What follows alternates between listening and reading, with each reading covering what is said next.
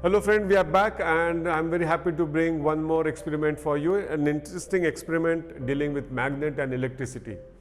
This experiment is almost 200 years old and it laid the foundation for whole electromagnetic theory which help us understand many aspects of electricity and magnetism and how they work together, and lot of applications that we see all around us are the result of some kind of a accidental discovery by the Danish scientist named Hans Ørsted. Now let's look at what was that experiment. Probably you have studied already in your classroom, but let's do it here practically. What I'm going to do is with this simple setup, with the battery eliminator here, a set of wire and a magnet pointing to the right north direction, and I have kept this magnet close to the wire, and let's see what happens when the current is switched on. Now in the conventional way of thinking, the current is flowing in this direction, right? And that's the basis of most of the left hand rule, right hand rule that we have framed so far. So the current is going to flow in this direction, and look at the needle now, what happens when I switch on the current. Okay, let's start. So it's some kind of magnetic field that got created which repelled this needle to move on to the other direction.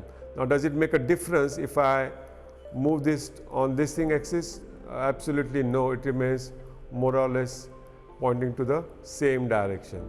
As I go away, the effect decreases and it kind of go back to pointing to north, but as I bring the magnet closer to the wire, which shows that when the current is flowing through the wire, magnetic field is getting created, and that is what Hans Ørsted discovered accidentally, though, that there is a magnetic field around the electric current. Now, as happens in all the experiments, we always do what if. Now, what if I change the direction of the current? Let's see what happens. So I always use this small wooden piece so that these two ends of wire, they never get in touch with each other.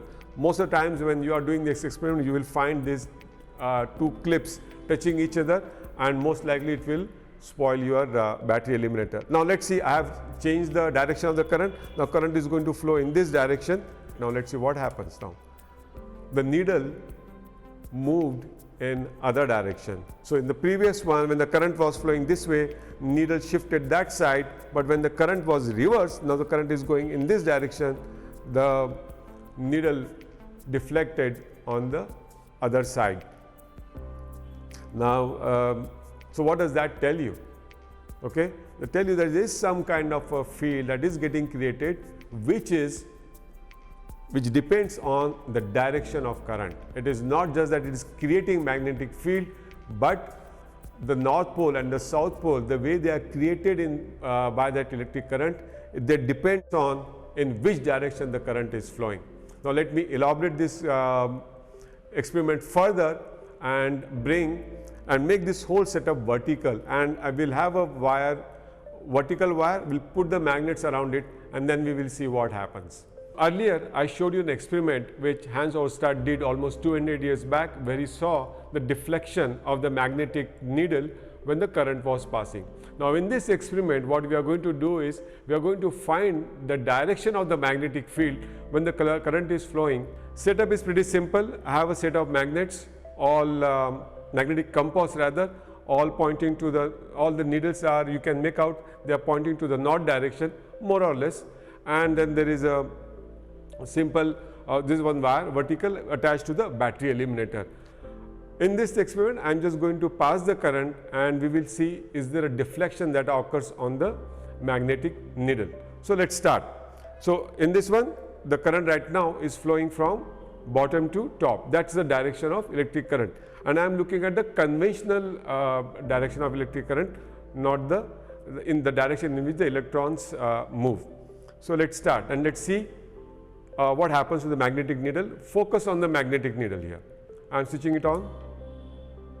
All of them are now pointing towards that side. And if you can connect the dots here, the end of all of them, you can see that they are pointing the north in this direction. This needle is pointing the north in this direction, and likewise the current is flowing. If I use my right hand and I will say the current is flowing in my direction of my thumb, then the needles moved in this direction. I will switch it off and they will back to the normal thing. Some of them just take some time, but most of them will come back to their normal position. Yeah. So one thing is clear: when when the current is moving in the direction of my thumb, my curled fingers give the direction in which the needles are going to deflect. Now let's change the direction of the current itself. So in this setup, now I have changed the direction of the flow of electric current. In this setup, the current is flowing from top to bottom. And now when I switch on the supply, let's see in which direction the needles deflect. Okay.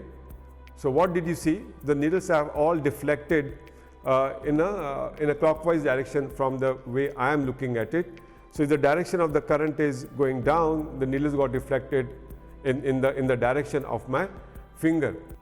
These needles are pointing to direction of the current is north this way, north in this direction, north in this direction. So this is the direction of the magnetic field, because what we traditionally assume is that the magnetic fields run from north direction to the south direction. So if or from the north pole to the south pole.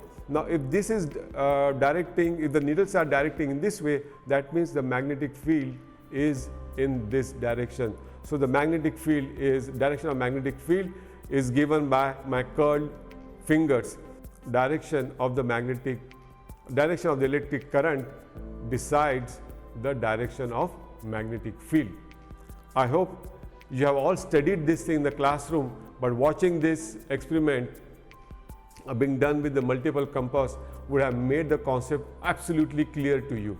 But if you have any questions about this experiment or the concept related to this particular rule, which is called the right hand rule, do let me know in your comments.